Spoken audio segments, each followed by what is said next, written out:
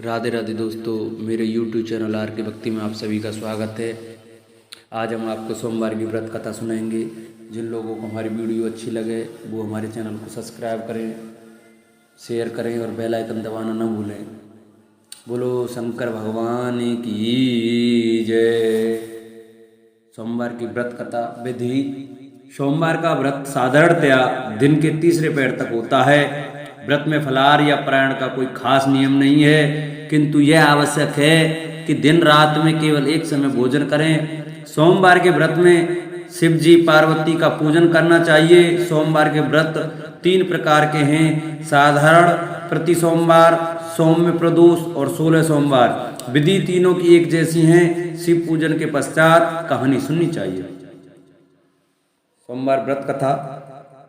एक बहुत धनवान साहूकार था जिसके घर धन आदि किसी प्रकार की कमी नहीं थी, परंतु उसको एक दुख था कि उसको कोई पुत्र नहीं था। वह ऐसी चिंता में रात दिन रहता था और वह पुत्र की कामना के लिए प्रति सोमवार को शिव जी का व्रत और पूजन किया करता था तथा सायंकाल को शिव मंदिर में जाकर शिव जी की श्री विग्रह के सामने दीपक जलाया करता था। उसके इस भक्ति भाव को देखकर एक समय श्री पार्वती जी ने शिव जी महाराज से कहा कि हे शिव जी महाराज, यह साहूकार आपका अनन्य भक्त है और सदैव आपका व्रत और पूजन बड़ी श्रद्धा से करता है। इसकी मनोकामना पूर्ण करनी चाहिए। शिव जी ने कहा, हे पार्वती, यह संसार कर्म क्षेत्र है। जैसे किसान खेत में बीज जैसा बीज बोता है वैसा ही फल काटता है, उसी प्रकार इस संसार में जैसा कर्म करते हैं वैसा ही फल भोगते हैं। पार्वती जी ने अत्यंत आग्रह से कहा, महाराज, जब यह आपका अनन्य भक्त है और इसके अगर किसी प्रकार का दुख है तो उसको अवश्य दूर करना चाहिए, क्योंकि आप सदैव अपने भक्तों पर दयालु होते हैं और उनके दुखों को दूर करते हैं। यदि आप ऐसा नहीं करेंगे तो मनुष्य आपकी सेवा तथा व्रत क्यों करेंगे।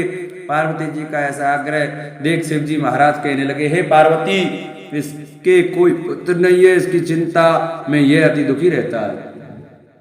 इसके भाग में पुत्र न होने पर भी मैं इसको पुत्र की प्राप्ति का वर देता हूं, परंतु वह पुत्र केवल 12 वर्ष तक जीवित रहेगा। इसके पश्चात वह मृत्यु को प्राप्त हो जाएगा। इससे अधिक मैं और कुछ इसके लिए नहीं कर सकता। यह बातें सुनकर साहूकार सुन रहा था। इसमें उसको ना कुछ प्रसन्नता हुई और ना ही कुछ दुख हुआ। वह पहले जैसा ही शिव जी महाराज का व्रत और पूजन करता रहा। कुछ काल व्यतीत हो जाने पर साहूकार की स्त्री गर्भवती हुई और 10वें महीने उसके गर्भ से अति सुंदर पुत्र की प्राप्ति हुई। साहूकार के घर में बहुत खुशी मनाई गई, परंतु साहूकार ने उसकी केवल 12 वर्ष की आयु जान कोई अधिक प्रसन्नता प्रकट नहीं की और न ही किसी को भेद ही बताया। जब वह बालक 11 वर्ष का हो गया तो उस बालक की माता ने उसके पिता से विवाह आदि के लिए कहा, तो साहूकार कहने लगा कि अभी मैं उसका विवाह नहीं करूंगा, अपने पुत्र को काशी जी पढ़ने के लिए भेजूंगा। फिर साहूकार ने अपने साले अर्थात बालक के मामा को बुला उसको बहुत सा धन देकर कहा, तुम बालक को काशी जी पढ़ने के लिए ले जाओ और रास्ते में जिस स्थान पर भी जाओ यज्ञ करते हुए ब्राह्मणों को भोजन कराते जाओ। वह दोनों मामा भांजे यज्ञ करते और ब्राह्मणों को भोजन कराते जा रहे थे। रास्ते में उनको एक शहर पड़ा।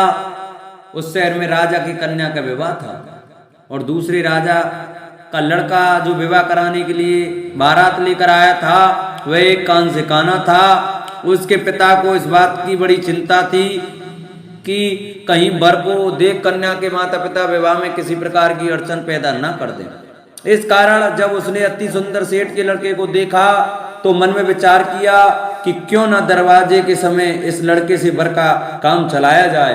ऐसा विचार कर वर के पिता ने उस लड़के और मामा से बात की तो वे राजी हो गए। फिर उस लड़के को वर के कपड़े पहना तथा घोड़ी पर चढ़ा दरवाजे पर ले गए और सब कार्य प्रसन्नता से पूर्ण हो गया।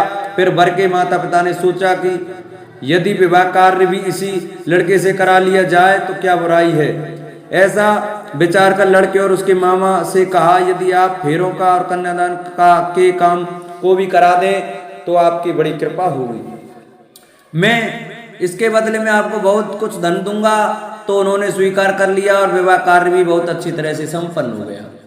परंतु जिस समय लड़का जाने लगा तो उसने राजकुमारी की चुंदड़ी के पल्ले पर लिख दिया कि तेरा विवाह तो मेरे साथ हुआ है, परंतु जिस राजकुमार के साथ भेजेंगे वह एक आंख से काना है और मैं काशी जी पढ़ने जा रहा हूँ।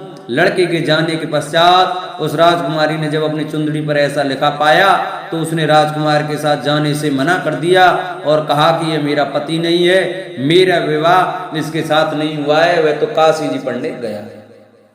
राजकुमारी के माता पिता ने अपनी कन्या को विदा नहीं किया और बारात वापस चली गई। उधर सेठ का लड़का और मामा काशी जी में पहुंच गए। वहां जाकर उन्होंने यज्ञ करना और लड़के ने पढ़ना शुरू कर दिया। जब लड़के की आयु 12 साल की हुई उस दिन उन्होंने यज्ञ रचा था कि लड़के ने अपने मामा से कहा, मामा जी आज मेरी तबीयत कुछ ठीक नहीं है। मामा ने कहा अंदर जाकर सो जाओ। लड़का अंदर जाकर सो गया और थोड़ी देर में उसके प्राण निकल गए। जब उसके मामा ने आकर देखा तो वह मुर्दा पड़ा है तो उसको बहुत बड़ा दुख हुआ और उसने सोचा कि अगर मैं अभी रोना पीटना मचा दूंगा तो यज्ञ का कार्य अधूरा रह जाएगा। अतः उसने जल्दी से यज्ञ का कार्य समाप्त कर ब्राह्मणों के जाने के बाद रोना पीटना आरंभ कर दिया। संयोगवश उसी समय शिव जी पार्वती जी उधर से जा रहे थे। जब उन्होंने जोर जोर से रोने की आवाज सुनी तो पार्वती जी कहने लगी, महाराज कोई दुखिया रो रहा है, इसके कष्ट को दूर कीजिए। जब शिव जी पार्वती के पास जाकर देखा तो वह एक लड़का मुर्दा पड़ा था। पार्वती जी के कहने लगी, महाराज यह तो उसी सेठ का लड़का है जो आपके वरदान से हुआ है। शिव जी कहने लगे, हे पार्वती इसकी आयु इतनी थी सो यह भोग चुका। तब पार्वती जी ने कहा, हे महाराज इस बालक को और आयु दो, नहीं तो इसके माता पिता तड़प तड़प कर मर जाएंगे। पार्वती जी के बार बार आग्रह करने पर शिव जी ने उसको जीवन वरदान दिया और शिव जी महाराज की कृपा से लड़का जीवित हो गया। शिव पार्वती कैलाश पर्वत पर चले गए। तब वह लड़का और मामा उसी प्रकार यज्ञ करते तथा ब्राह्मणों को भोजन कराते अपने घर की ओर चल पड़े। रास्ते में उसी शहर में आए जहां उसका विवाह हुआ था। वहां पर आकर उन्होंने यज्ञ आरंभ किया तो उस लड़के के ससुर ने उसको पहचान लिया और अपने महल में ले जाकर उसकी बड़ी खातिर की। साथ ही बहुत दास दासियों सहित आदर पूर्वक लड़की और जमाई को विदा किया। जब वह अपने घर के निकट पहुंचा तो मामा ने कहा कि मैं पहले तुम्हारे घर जाकर खबर देता हूं। जब उस लड़के का मामा घर पहुंचा तो लड़के के माता पिता घर की छत पर बैठे थे और यह प्रण कर रखा था कि यदि हमारा पुत्र सकुशल लौट आया तो हम राजी खुशी नीचे आ जाएंगे, नहीं तो छत से गिरकर अपने प्राण खो देंगे। इतने में उस लड़के के मामा ने आकर यह समाचार दिया कि आपका पुत्र आ गया है। तो उनको विश्वास नहीं आया। तब उसके मामा ने शपथ पूर्वक कहा कि आपका पुत्र अपनी स्त्री के साथ बहुत सारा धन साथ लेकर आया है। तो सेठ ने आनंद के साथ उसका स्वागत किया और बड़ी प्रसन्नता के साथ रहने लगे। इसी प्रकार से जो कोई भी सोमवार के व्रत को धारण करता है अथवा इस कथा को पढ़ता या सुनाता है उसकी समस्त मनोकामनाएं पूर्ण होती हैं।